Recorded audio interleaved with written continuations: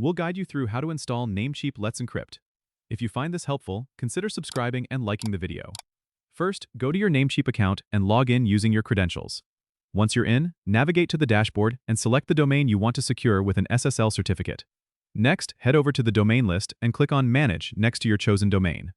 In the left-hand menu, you'll see an option for Advanced DNS. Click on it and scroll down to find the mail settings. Make sure they are set to email forwarding if you're using Namecheap's email forwarding service. Now, go back to the dashboard and choose SSL certificates from the sidebar.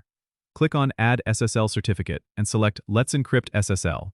This is a free certificate option provided by Namecheap. You'll be prompted to verify your domain ownership. Choose the HTTP 01 method, which is the easiest way to verify if you're hosting your website on Namecheap.